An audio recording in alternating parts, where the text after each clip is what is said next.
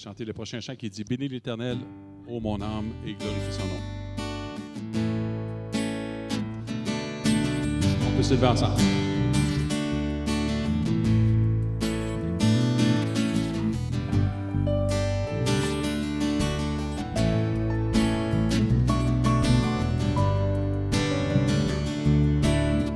Tous ensemble.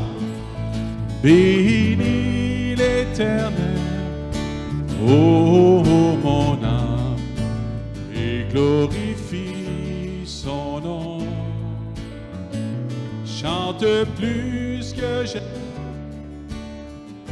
ô mon âme, je glorifierai son nom. Bénis l'Éternel, bénis l'Éternel, ô mon âme, et glorifie son nom.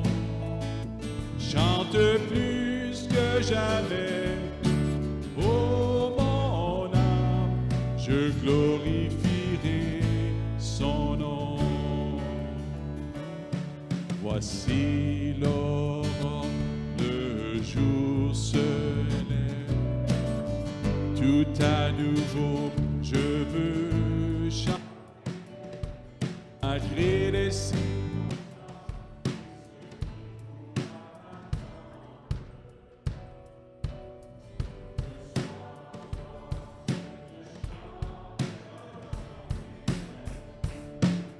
Bénis l'Éternel, ô mon âme, et glorifie son nom. Chante plus que jamais, ô mon âme, je glorifierai son nom. Tu es bonté, lent à la colère, ton nom est grand et ton cœur est bon. Pour tes bienfaits, je chanterai sans cesse. Sans l'ombre sont les raisons de mon cœur. Bénis l'Éternel, ô mon âme, et glorifie son nom. Chante plus que jamais, ô mon âme, je glorifierai son nom. En ce jour où faibliront mes forces, cette heure approche où viendra la fin. Alors mon âme te chantera encore. Durant mille ans puis éternel, chante-le ensemble.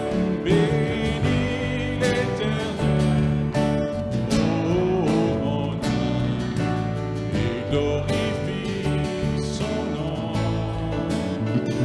Chante plus que jamais, ô mon âme, je glorifie. Seulement les voix. Bénis l'Éternel. Bénis l'Éternel. Chantons-le. Ô mon âme, et glorifie son nom. Chante plus que jamais, ô mon âme, je glorifierai. Une dernière fois.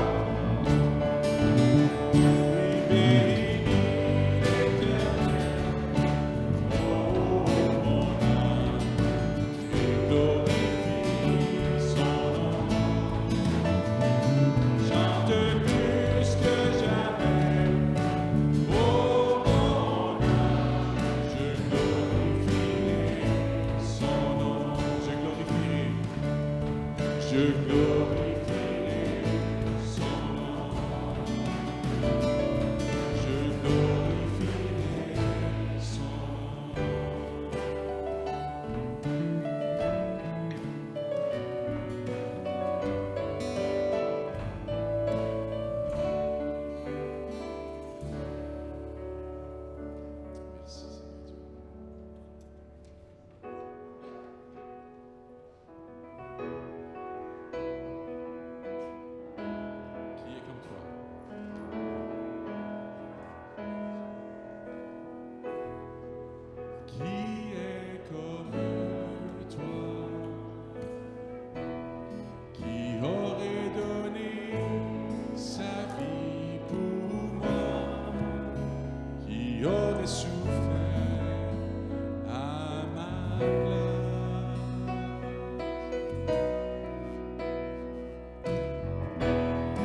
de t'offrir en retour.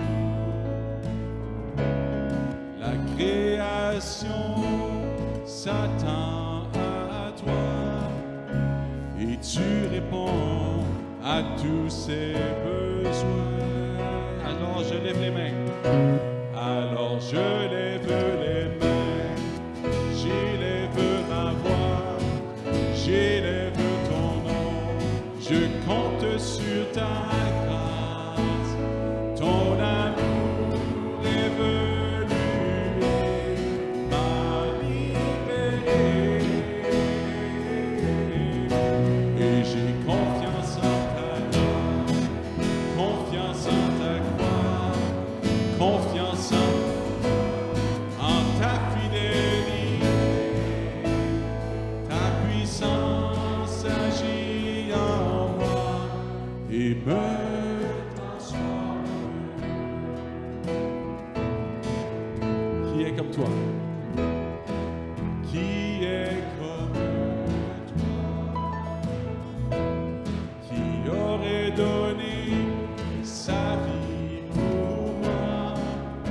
Qui aurait souffert à ma place?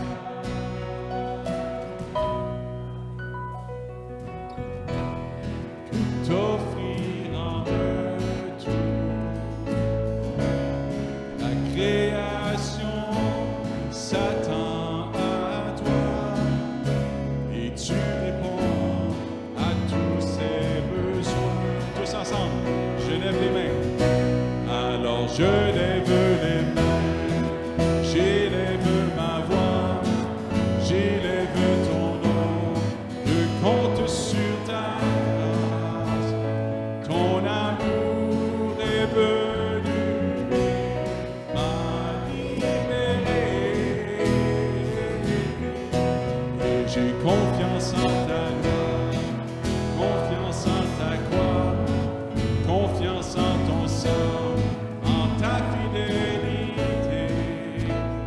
Ta puissance agit en moi et me transforme. Alors je lève les mains, j'élève ma voix, j'élève ton nom, je compte sur ta grâce. Ton amour est venu et m'a libéré. J'ai confiance en ta loi, confiance en ta croix, confiance en ton sang, en ta fidélité. Ta puissance agit en moi et me transforme. Ta puissance agit en moi et me transforme.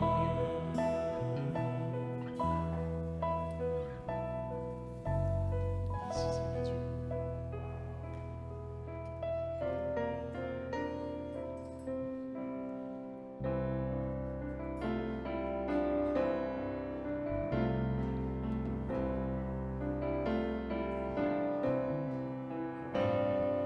Dieu de lumière élevé dans les cieux, rempli de grâce et de paix,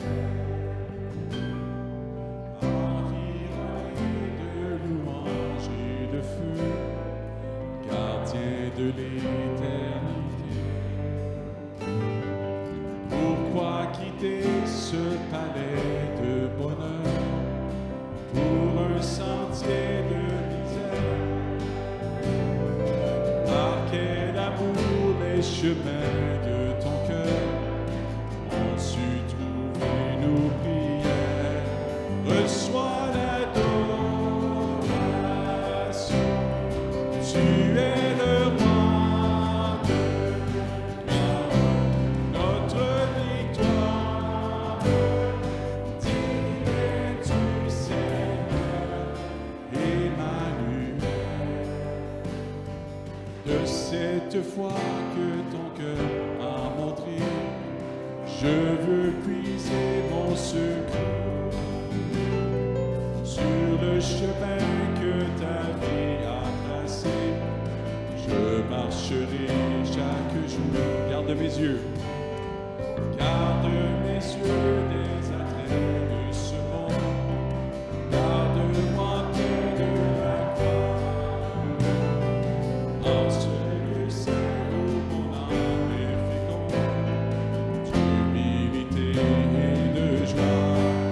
reçois l'adoration.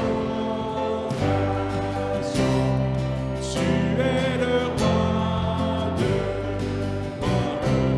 notre victoire. Digne es-tu, Seigneur, Emmanuel. Reçois l'adoration. Tu es le roi de notre victoire. Digne es-tu, Seigneur, Emmanuel. Emmanuel. Emmanuel. Emmanuel. Dernière fois.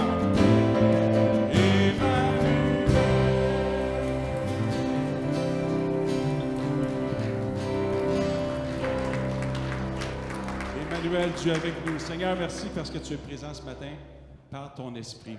Et Seigneur, on veut vraiment te glorifier, te louer, t'adorer, Seigneur, parce que tu es grand. Tu nous as sauvés, Seigneur Dieu. Tu veux continuer à sauver, Seigneur, ceux qui ne te connaissent pas. Alors, bénis le reste de cette réunion, Seigneur. Bénis aussi les consécrations qui vont avoir lieu, Seigneur, et que nos cœurs soient attentifs à ta parole. Au précieux nom de Jésus, on te prie. Amen. Amen. Alors, on vient de chanter, Emmanuel veut littéralement dire Dieu est avec nous. Gabriel, ça veut dire homme de Dieu. C'est ce qu'on dit, c'est ce qu'on raconte. Je me présente, Gabriel. S'il y en a d'autres qui veulent venir donner la signification de leur nom. Donc, Emmanuel, Dieu est avec nous. Et puis, écoutez, ce matin, comme on vient de le dire, il va y avoir la consécration de, je pense, 8 ou 9 enfants. 9 familles, donc parents et enfants, c'est bien important. Souvent, on fait la blague, là, aujourd'hui, on dit que les enfants doivent s'élever eux-mêmes, mais c'est vraiment un engagement des parents. Et des fois, à l'encontre, à contre-courant des modes de ce siècle, des tendances, des courants, parce qu'on croit au rôle et à la place centrale des parents dans la vie de nos enfants. C'est vital. Mais on croit aussi qu'un parent laissé à lui-même, ça peut faire des dégâts. Donc, c'est un cri qu'on lance à Dieu, un cri à l'aide, un cri au secours. Viens à mon secours, Seigneur, j'ai besoin de toi pour élever ces enfants que tu me donnes, que tu me prêtes. Et puis Emmanuel va venir nous parler un peu plus en détail de ce que c'est, qu'est-ce qu'on entend exactement par la consécration des enfants. Et moi, ça me fait penser à une consécration qui a eu lieu il y a 2000 ans. Une consécration qu'il y a eu il y a 2000 ans, et puis on va voir ça dans un texte tout à l'heure qu'on trouve dans le Nouveau Testament, l'Évangile de Luc, au chapitre 2. Donc, Luc chapitre 2. Et puis, cette tradition-là qu'on perpétue ici à l'Église, à Fabreville, en passant, ce n'est pas un commandement, ce n'est pas une réponse à un commandement qui est écrit textuellement dans la Bible, et puis on se doit d'y obéir. Mais je dirais que c'est plutôt le résultat d'avoir connu Dieu et puis de connaître la volonté de Dieu pour nos vies, pour la vie de nos enfants. Bon, on croit important de tracer une ligne, ou plutôt un arrêt, où on veut consacrer, où on veut présenter devant Dieu nos enfants. Et puis en passant, il n'y a rien de magique là-dedans. Il n'y a rien de... On n'est pas en train d'attirer la faveur de Dieu. On a déjà la faveur de Dieu. Donc, on doit vraiment se reposer sur cette réalité-là. Ce n'est pas des incantations, c'est pas, on ne vient pas forcer la main de Dieu pour bénir nos enfants. Et on croit que Dieu entend nos prières, on croit qu'on a déjà la faveur de Dieu. Et puis, on croit que Dieu est très concerné par nos vies puis par la vie de nos enfants. Fait que ça, c'est quelque chose sur laquelle on se repose. Et puis donc, je parle d'une réponse à ce qu'on croit avoir connu de Dieu, non simplement une réponse à un commandement textuellement écrit dans la Bible. Et puis, messieurs, vous avez peut-être déjà entendu vos femmes face à une attente qu'elles ont eue par rapport à vous, vous dire, ou plutôt vous de répondre, « ben tu ne me l'avais pas dit, ben je ne le savais pas. » Et puis votre femme de répondre, mais j'aurais aimé ça que tu le devines, j'aurais aimé ça que... Hein? Il y en a qui rient parce qu'ils se reconnaissent. J'aurais aimé ça que je n'ai pas besoin de te le dire, que tu le devines, que tu discernes, ce qui me fait plaisir. Fait que ce qui est le fun avec le Seigneur, c'est qu'on apprend à marcher et à discerner sa volonté, justement. Donc, ce n'est pas une marche mécanique, mais on apprend à découvrir ce qui plaît à Dieu. Et puis ça nous remplit de joie. Et puis on découvre que c'est une joie beaucoup plus grande que d'obtenir continuellement des bébelles. OK, ça fait un temps. Mais on découvre la joie de servir Dieu, de le connaître parce qu'il est vivant. Et puis il nous amène à travers une parole qui est textuelle, qui est vraiment qui est là, on ne peut pas passer à côté.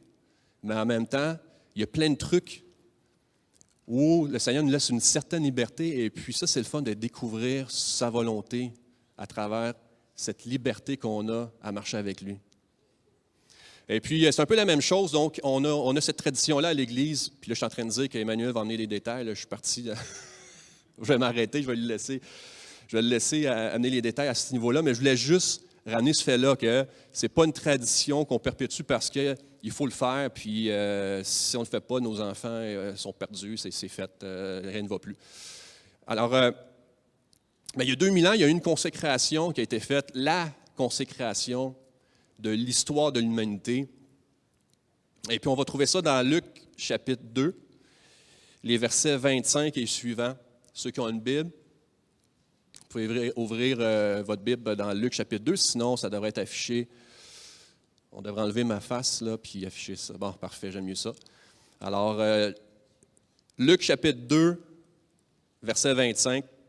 Alors, on a les parents de Jésus, Marie et Joseph. Personnage bien connu, même ceux qui n'ont pas l'habitude de venir à l'Église. Alors, au moins, là, vous n'êtes pas encore trop dépaysés. On parle de Marie et Joseph qui se présentent au temple avec leur enfant, leur premier-né, qui s'avère être Jésus. Et puis, ça, c'était demandé par la loi. Donc, contrairement à notre tradition, à nous ici comme Église, Marie et Joseph vont vraiment répondre à une loi, à quelque chose que Dieu avait demandé au peuple d'Israël à l'époque. Alors, ils se présentent au temple pour consacrer leur enfant premier-né. Verset 25, « Et voici, il y avait à Jérusalem un homme appelé Siméon, et cet homme était juste et pieux. Il attendait la consolation d'Israël, et l'Esprit Saint était sur lui.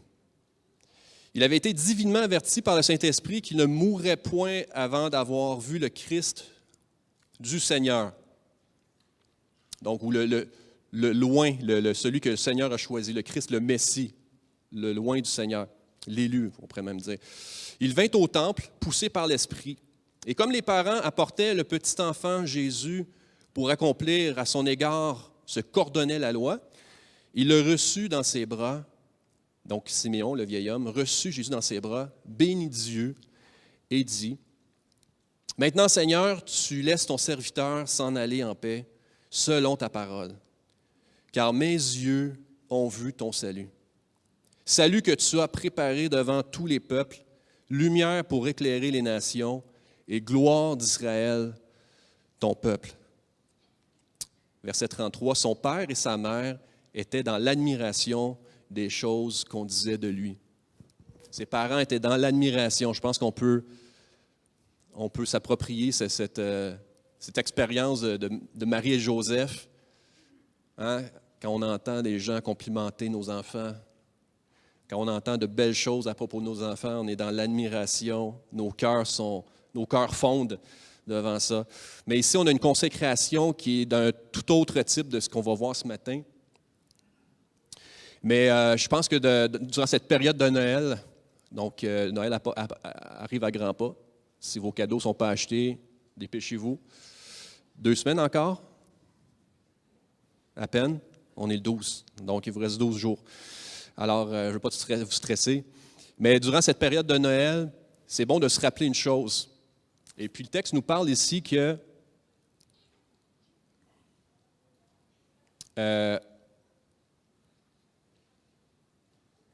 au verset, en tout cas, je ne retrouve pas le verset, mais ils étaient dans une attente. Le peuple était dans une attente d'un salut. Le peuple était dans une attente d'une intervention de Dieu. Okay? Les gens à l'époque étaient très pratiquants. Tout le monde allait au temple. C'était de mur à mur, le judaïsme était pratiqué. Et puis, ils étaient dans cette attente-là, mais leurs attentes n'étaient peut-être pas nécessairement bien fondées. Et puis, ça me fait penser à nous aujourd'hui, où on peut être dans cette attente-là de l'action de Dieu, ou d'une certaine énergie. Si on ne croit pas en Dieu, on est dans une attente d'une certaine chance. On peut parler de chance. On aimerait être sauvé de nos dettes. On aimerait être sauvé d'une mauvaise relation. On aimerait être sauvé d'une belle-mère. Non, c'est un classique, il fallait que je la sorte. Mais Dieu vient nous révéler le réel problème dans nos vies. C'est ce que l'Évangile fait. Il vient mettre en lumière le vrai problème. On croit avoir besoin d'être sauvé de telle chose, de dette, de mauvaise situation, d'une job pénible et ardue et d'une routine dont on voudrait être sorti. Mais ici, le texte nous rappelle, et ce que le vieil homme Siméon va exprimer quand il va être devant le Seigneur Jésus, qui est encore un tout petit enfant, hein, puis selon notre tradition québécoise, on continue à l'appeler le petit Jésus. Mais le petit Jésus a grandi, et puis ce petit Jésus, c'est le roi des rois. C'est celui qui est venu nous sauver de la mort et du péché. Et Dieu vient nous montrer qu'il est concerné par nos problèmes ce matin. Il est concerné par nos dettes. Il est concerné par le défi qui est devant nous pour élever nos enfants. Le défi de maintenir des bonnes relations, surtout avec le temps des fêtes qui approche. Plusieurs d'entre vous, vous craignez les parties de Noël parce qu'il y a un oncle, il y a une tante, il y a quelqu'un qui ne se fait pas désirer. Je pense qu'il y a peut-être au moins une famille sur deux, qui sont plus, où ça complique les choses. Le Seigneur est concerné par nos relations familiales, est concerné par les défis qui se présentent à nous comme couple, comme parents. Mais il nous rappelle une chose, c'est qu'il va prendre soin de tous nos besoins. Il nous appelle à les faire connaître. Il nous appelle à faire connaître nos besoins. Mais que le réel problème pour lequel il est venu, c'est de nous délivrer de cette folie qui nous a amenés à se rebeller contre lui. Et puis il nous a amenés à être... Ce salut, donc finalement, ce salut-là, c'est pour nous sauver de nous-mêmes afin de connaître la joie de le servir et de le connaître lui. Et ça, c'est la vraie joie que rien d'autre peut nous apporter. Donc, on veut être sauvé de toutes sortes de circonstances, mais Dieu vient nous sauver de nous-mêmes, de notre folie, pour nous amener à le connaître, à le servir, puis à trouver la vraie vocation. Vous cherchez une vocation, vous cherchez un sens à votre vie, vous cherchez une carrière qui va vous valoriser, c'est super, mais ça va faire un temps. Il y a une éternité après ça. Il y a une éternité après une carrière fructueuse, puis je le souhaite à tous. Et donc ça, c'est le salut. Et puis ce qui est incroyable, et puis pour terminer, c'est que quand Siméon va exprimer au verset 31 que le salut que tu as préparé devant tous les peuples, non, plutôt au verset 30, car mes yeux ont vu ton salut que tu as préparé devant tous les peuples. Et là, il venait de dire quelque chose d'assez hérétique à l'époque, parce que le salut, il n'y a pas de salut en dehors d'Israël, hein, pour les gens de l'époque. Alors lui, il annonce quelque chose de plus grand encore, un salut pour tous les peuples, pour vous, pour moi, une lumière pour éclairer les nations et gloire d'Israël, son peuple. Alors moi, ma prière pour vous ce matin, c'est qu'on puisse tous vivre cette même expérience, puis exprimer la même chose, que vos yeux ont vu son salut. Que nos yeux aient vraiment vu son salut et qu'on ait vraiment goûté à quel point Dieu est bon. On va prier là-dessus. Oui, OK, j'ai fini, je te le promets. Alors, Seigneur, on veut te demander que ta parole vienne vraiment s'ancrer, s'enraciner dans nos cœurs ce matin. Seigneur, on se présente à toi avec humilité.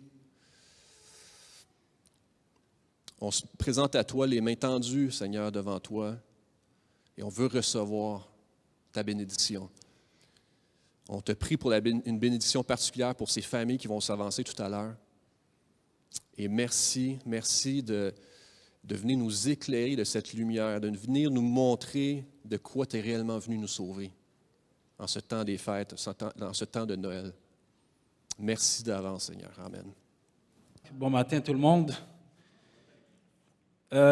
Vous vous demandez pourquoi ce matin vous avez 2 prédications, donc parce que vous êtes juste bénis, on est généreux.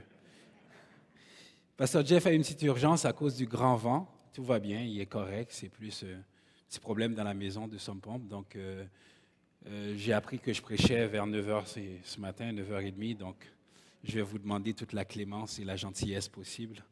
Donc, il va bien, on va prier pour lui. Donc, je veux juste rassurer les parents qui vont consacrer leurs enfants. Si vous avez à bouger, vous pouvez le faire. On va le faire après la prédication. Ça va être Félix. On a divisé l'équipe, puis l'équipe des anciens, on a chacun pris une portion. Puis, pour l'avantage et bénéfice de tout le monde, j'ai choisi de ne pas chanter. Donc, j'ai laissé ça à Pasteur Sylvain. Donc, chacun ses forces. Donc, content de vous voir. Je suis content de te voir, Annie, vraiment.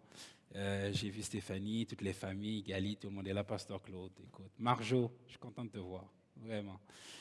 Des gens que j'aime beaucoup. Donc ce matin, notre frère Gabriel a fait vraiment une belle introduction sur le passage, comme je vous ai dit, on a appris ça ce matin, on s'est tourné de bord, puis on s'est dit, on va demander à Dieu son secours. Donc on va lire ensemble, j'ai envoyé ça à Donald, le texte, le même texte que Gab a partagé, donc du verset 21 au verset 40. Quand vous êtes prêts, monsieur, et on y va. Le 8e jour auquel l'enfant devait être circoncis, étant arrivé, on lui donna le nom de Jésus, nom qu'avait indiqué l'ange avant qu'il fût conçu dans le sein de sa mère. Et quand les jours de leur purification furent accomplis, selon la loi de Moïse, Joseph et Marie le portèrent à Jérusalem pour le présenter au Seigneur. Suivant ce qui est écrit dans la loi du Seigneur, tout mâle premier-né sera consacré au Seigneur. Et pour offrir en sacrifice 2 tourterelles ou 2 jeunes pigeons, comme cela était prescrit dans la loi du Seigneur. Et voici, il y avait à Jérusalem un homme appelé Siméon. Cet homme était juste et pieux. Il attendait la consolation d'Israël, et l'Esprit Saint était sur lui. Il avait été divinement averti par le Saint-Esprit qu'il ne mourrait point avant d'avoir vu le Christ. Il vint au temple, poussé par l'Esprit, et, comme les parents apportaient le petit enfant, Jésus, pour accomplir à son égard ce qu'ordonnait la loi, il le reçut dans ses bras, bénit Dieu et dit, « Maintenant, Seigneur, tu laisses ton serviteur s'en aller en paix, selon ta parole. Car mes yeux ont vu ton salut. Salut que tu as préparé devant tous les peuples, lumière pour éclairer les nations et gloire d'Israël, ton peuple. » Son père et sa mère étaient dans l'admiration des choses qu'on disait de lui. Siméon les bénit et dit à Marie, sa mère, « Voici, cet enfant est destiné à amener la chute et le relèvement de plusieurs en Israël, et à devenir un signe qui provoquera la contradiction. Et à toi-même, une épée te transpercera l'âme, afin que les pensées de beaucoup de cœurs soient dévoilées. » Il y avait aussi une prophétesse, Anne, fille de Phanuel, de la tribu d'Aser. Elle était fort avancée en âge. Et elle avait vécu 7 ans avec son mari depuis sa virginité. Restée veuve et âgée de 84 ans, elle ne quittait pas le temple. Et elle servait Dieu nuit et jour dans le jeûne et dans la prière. Étant survenue, elle aussi, cette même heure, elle louait Dieu et elle parlait de Jésus à tous ceux qui attendaient la délivrance de Jérusalem. Lorsqu'ils eurent accompli tout ce qu'ordonnait la loi du Seigneur, Joseph et Marie retournèrent en Galilée, à Nazareth, leur ville. Or, l'enfant croissait et se fortifiait. Il était rempli de sagesse et la grâce de Dieu était sur lui. Amen. Donc, on voit aujourd'hui un passage très connu de la parole de Dieu et Gab a fait une excellente introduction. On parle surtout du Québec, du petit enfant dans la crèche. Dans quelques jours, dans 2 semaines à peine, tous, ou presque tous, vont célébrer Noël. Qu'est-ce qu'on célèbre en fait? Le sapin au Carrefour Laval? Le petit Jésus qui est assis en dessous, très gentil, qui ne parle pas? L'enfant emmailloté? Qu'est-ce qu'on célèbre en fait? Et au Québec, on est très bon pour accepter le petit Jésus dans la crèche. Pourquoi? Il ne nous emmerde pas, lui. Il ne parle pas. Il est adorable. Petit enfant. Humble. Pas d'argent, il est pauvre, il est comme nous autres. C'est facile de l'adorer. C'est facile de fêter Noël. C'est un de nous autres. Il est pareil que nous. Je peux me relater à lui. Je peux faire un lien entre lui et moi. Donc, pourquoi pas fêter Noël en plus? C'est congé. Congé payé en plus. On a toutes les bonnes raisons pour fêter Noël. On a toutes les bonnes raisons. C'est un moment qu'on s'arrête et qu'on s'achète des cadeaux. Qu'on se dise vraiment, oh, je t'apprécie. Je t'aime. Tu es quelqu'un de bien. Je pense que tu vas aimer le cadeau. Souvent, on refile les cadeaux qu'on n'aime pas, mais ça, c'est une autre histoire. Mais ce Jésus-là, qu'on célèbre 2000 ans après, ma question pour vous, êtes-vous en relation avec lui? Est-ce que, comme Siméon, on attend de voir le salut de Dieu? Sommes-nous dans cette attente? Beaucoup d'entre vous, ce matin, nous sommes invités parce qu'il y a une consécration au temple. Parce qu'on va présenter des enfants au temple. Vous dites, c'est une belle occasion d'être à l'église. Noël, c'est une belle occasion. Souvent, j'écoute la radio, puis il y a un artiste, je ne me rappelle pas son nom, qui a dit, écoute, moi, j'ai décidé de faire ça dans un lieu de culte, tout simplement parce que mes enfants, ils n'ont jamais été à l'église. Pourtant, on dit qu'on est un pays chrétien. Alors, notre chrétienté n'est pas définie nécessairement pareil au Québec. Et là, ce matin, je veux attirer votre attention sur une chose très simple. L'enfant que Gab vous a parlé qui a été présenté au temple il y a 2000 ans. Ce petit enfant dans la crèche, emmailloté, à qui on n'avait pas laissé une place dans l'hôtel, qui ne faisait pas partie de la priorité des gens de l'époque. Mais je vous annonce qu'il n'est plus petit aujourd'hui. Il est le roi des rois, le Seigneur des seigneurs. Et ce matin, consacrer nos enfants comme il a été consacré, c'est en mémoire de lui. C'est de dire que, Seigneur, on vient t'amener nos enfants, pas qu'ils deviennent rois des rois, mais que nous, en tant que parents, on s'engage et en tant que communauté, de dire, mais oui, Seigneur, on te fait la promesse qu'on va prier pour eux. On te fait la promesse qu'on sera derrière eux, pour les conduire selon ta parole. En fait, c'est la consécration des parents.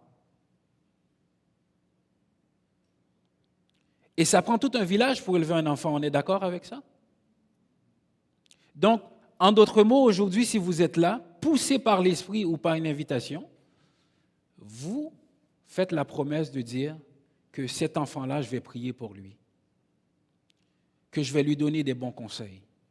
En tant que parent, vous dites devant Dieu aujourd'hui que je prends l'engagement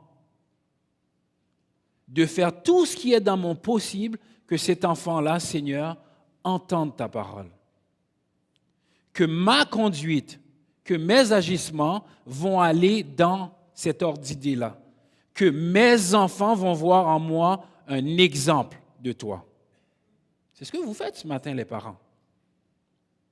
Vous ne pourrez pas dire à vos enfants, faites ce que je dis, mais ne faites pas ce que je fais. Tous ceux qui sont parents, vous le savez tous, nos enfants nous regardent plus qu'ils nous écoutent, vrai ou faux? Donc ce matin, Siméon va dire, Seigneur, mes yeux ont vu ton salut. Combien d'entre nous pouvons dire ça ce matin?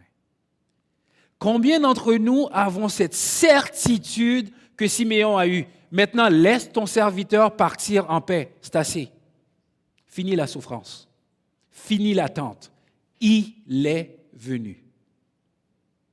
Écoute, quand je lis ça, là, puis il y en a qui me disent, ils attendent encore le Messie. Je me dis, mais écoute, si vous ne voulez pas croire à qui que ce soit, mais Siméon est un homme comme nous. Il vous l'a dit, il est venu. Il a dit, Seigneur, maintenant mes yeux ont vu ton salut, je peux partir en paix. Comment on peut dire qu'on attend encore le Christ?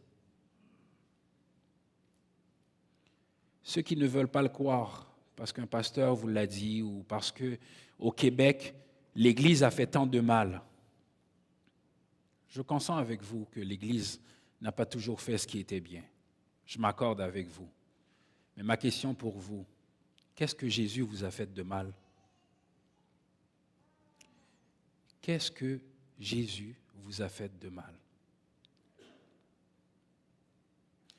On a jeté le bébé avec l'eau du bain, comme on dit. Mais le Christ, il est bon. Ce petit Jésus emmailloté, la Bible le décrit comme doux et humble de cœur. Il est venu porter nos misères, nos fardeaux, nos maladies, nos difficultés, nos angoisses. Il est venu nous accorder la paix. Et il ne l'accorde pas comme le monde la donne. Il la donne afin que notre cœur ne se trouble point. Sommes-nous dans l'attente ce matin? Sommes-nous vraiment à genoux en criant, Seigneur, je veux voir ton salut? Si vous êtes là pour la première fois, vous demandez de quoi il parle, ce monsieur-là. C'est qui le salut? Moi, je veux le voir, mais je ne comprends pas de quoi il parle. Alors, je vous dis, ce petit Jésus que vous voyez au Carrefour Laval ou dans d'autres magasins, il fut un temps, l'Ancien Testament nous a prophétisé qu'il viendra un bébé qui deviendra homme. Il marchera selon la volonté de Dieu sans jamais commettre de péché. Il viendra, par la main des hommes sera accusé, sera crucifié à la croix. Mais détruisez ce temple, il le rebâtira en 3 jours. Il va être ressuscité. Et sa résurrection nous accorde la vie. Et ce petit Jésus, il est le Seigneur des Seigneurs, le Roi des Rois. Et je peux aller plus loin, il en fait une autre promesse. Il dit, je reviendrai. Et s'il a été fidèle dès l'Ancien Testament jusqu'à sa naissance, qu'il est vraiment mort et qu'il est vraiment ressuscité, je vous le garantis, il demeure fidèle, il va revenir. Il n'y a aucun doute. Il y a quelqu'un qui m'avait dit, mais oui, mais tu consacres ta vie à tout ça. Si tu crois tout ça pendant toute ta vie et à la fin tu découvres que ce n'est pas vrai, tu aurais vécu une vie pieuse pour rien. J'ai dit, je fais le pari. Mieux vaut arriver de l'autre côté et j'ai fait le bon choix et que ce n'est pas vrai, que j'ai fait le mauvais choix et j'arrive de l'autre côté et que c'est vrai. C'est un choix. Mais quand Dieu nous fait grâce et il nous appelle, répondez à l'appel du Seigneur. Ce Jésus, ce matin, il est encore temps de le recevoir. Sa porte n'est pas encore fermée. Il nous appelle chacun d'entre nous. Nous pouvons être dans l'attente comme Siméon. Il est fidèle. Combien d'entre nous, si la mort frappait à notre porte ce matin, on pourrait dire comme Siméon, « Laisse-moi aller en paix, mes yeux ont vu ta gloire. » Avez-vous cette certitude ce matin? Alors, tous les parents qui vont venir ici tantôt, pendant que vous êtes encore assis, pendant que vous êtes encore en train de réfléchir, avez-vous pour vous-même cette certitude? Les grands-parents qui vont consacrer même leurs enfants, avez-vous vous-même cette certitude de dire, en consacrant mes enfants ce matin, si j'avais à partir cet après-midi, est-ce que je pourrais leur dire, est-ce que je pourrais dire en moi-même, je pars en paix. car mes yeux ont vu le salut.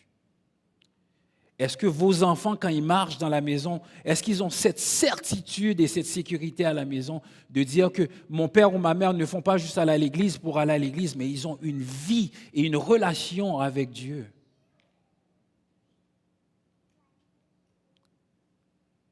Il serait facile de me tromper moi, il serait facile de tromper un ancien, il serait facile de tromper quelqu'un qu'on marche avec Dieu. Mais on ne peut pas tromper Dieu. Ce que l'homme a semé, il va le récolter. Ce matin, vous êtes en train de semer dans la vie de vos enfants. Ce matin, chacun d'entre nous, en tant qu'Église, en tant que communauté, on va se lever, on va prier pour chacun des enfants ici. Est-ce que vraiment vous avez la paix dans votre cœur en disant, Seigneur, c'est une belle chose. Ces enfants-là, moi, en tant qu'ami de la famille, en tant que membre de l'Église, je me consacre aujourd'hui à prier pour eux. J'ai le privilège de faire la dévotion à l'école de l'autre côté. Et cette semaine, je disais aux jeunes, avez-vous une relation avec Dieu? Vous imaginez, les jeunes qui vont à l'école de l'autre côté sont exposés à la parole beaucoup plus que les membres de l'Église. Tous les jours, ils ont une dévotion. Tous les jours d'école, ils ont une dévotion. Mais venir à l'Église, ça peut devenir une routine. Venir à l'Église, ça peut devenir tout simplement quelque chose qui est dans notre calendrier. Mais je vous dis, venir à l'Église, c'est un rendez-vous divin. C'est l'assemblement du corps. Venir à l'Église, c'est que Dieu nous dit ensemble, vivons ensemble la grâce, vivons ensemble dans la communion fraternelle. Est-ce que je viens ici parce que si je ne viens pas, ma femme va dire que je suis rendu charnel, fait qu'il ne faut pas qu'elle chiale tout le dimanche, là, je m'en vais à l'église. Ou est-ce que je viens ici pour dire, regarde, toute ma vie, je l'ai faite, on s'en va. Ce matin, je vous demande de vous arrêter vraiment. Vraiment, arrêtez-vous. Et si vous êtes là pour la première fois, posez-vous la question, j'aurais pu être ailleurs. Hier, il a plu toute la journée, aujourd'hui, il fait soleil. Pourquoi je suis assis ici? Posez-vous la question, pourquoi suis-je ici? Est-ce que comme Anne, je me consacre tous les jours dans la prière, ou sinon, est-ce que je suis comme Siméon? Est-ce que je suis dans l'attente encore, ou Seigneur, est-ce que mes yeux ont vu ta gloire? L'Épître aux Hébreux nous dit, ceux qui ont goûté à la bonté de Dieu. Il y en a qui ont goûté comment Dieu est bon. Si vous ne l'avez pas fait, c'est ma prière pour vous. Christ n'est pas une philosophie. Christ n'est pas seulement un Dieu dans un livre qu'on apprend et qu'on lit comme Shakespeare ou Molière. Christ est vivant. C'est une personne. On peut rentrer en relation avec lui. Et il veut rentrer en relation avec nous. Sa vie le témoigne. Il est le roi des rois. Il aurait pu naître dans un palais à l'extérieur de tout le monde. Non, il vient vers les bergers. Vous imaginez? Ce qui est folie pour les hommes est sagesse de Dieu. Il vient dans le plus bas de la société en disant, si eux ont accès à moi, les rois peuvent avoir accès. Mais si moi, je suis juste au roi, les bergers ne peuvent pas avoir accès. Imaginez Jésus né dans le temple. Dans le palais d'Hérode ou peu importe. Vous pensez que les bergers peuvent pénétrer le palais puis aller adorer ce Messie? Il est accessible à tous, à vous, à moi, à tous ceux qui le veulent. Réfléchissez, comme Siméon, Seigneur, laisse-nous aller en paix, nos yeux ont vu ta gloire. Je ne vais pas être long ce matin, je vais m'arrêter le culte. Il y a les consécrations, je vais vous laisser le temps. Mais je vais terminer en disant une chose. Avez-vous la paix de Dieu en vous? Avez-vous cette paix? Êtes-vous en relation avec lui? Êtes-vous venu juste parce qu'on vous a invité? Est-ce que vous consacrez vos enfants juste parce que c'est la tradition de l'Église? Est-ce que vous les consacrez pensant qu'en les consacrant, ils vont devenir des bons enfants et puis tout va bien aller? Si c'était le cas, tous nos enfants iraient bien. Ce n'est pas ça. On fait un pas de foi en disant, Seigneur, viens au secours de notre incrédulité. On fait ce pas de foi en disant, Seigneur, on t'amène ce que tu nous as déjà donné. Car un enfant, c'est un don de Dieu. Alors, Seigneur, on t'amène notre enfant, comme Samuel dans le temple, à ton service. On te demande, aie pitié de nous en tant qu'Église. Donne-nous le courage, la force, car on a le privilège d'avoir ces enfants et de les éduquer. Alors permets qu'on puisse les éduquer selon ta parole, selon ta volonté, selon tes désirs. Montre-nous, Seigneur, ce que tu veux de nous. Chacun d'entre vous, posez-vous la question ce matin. Seigneur, c'est ta grâce, c'est ton amour, c'est ta fidélité qui nous permet d'être ici, Seigneur. Alors, Père, reçois notre adoration, parce que toi, tu en es digne, Seigneur, de recevoir toute l'adoration, Seigneur. Il n'y a rien en nous de bon, mais par ton Fils crucifié, ressuscité, Seigneur, nous venons devant toi et nous te disons, Seigneur, merci pour ton amour, merci pour ta fidélité, merci pour ta grâce, merci pour cette Église, merci pour nos pasteurs, merci pour chacun des ministères. Que ton nom soit élevé, Seigneur, au Québec et partout dans le monde. Oui, viendra un jour que tout genou fléchira et toute langue confessera que tu es Dieu. Alors, Seigneur, ouvre nos cœurs. Je t'en supplie, Père. T'en priant dans le nom de ton Fils. Amen. Avec vous, Félix, pour la consécration et la suite des choses. Dieu vous bénisse. Merci pour votre temps.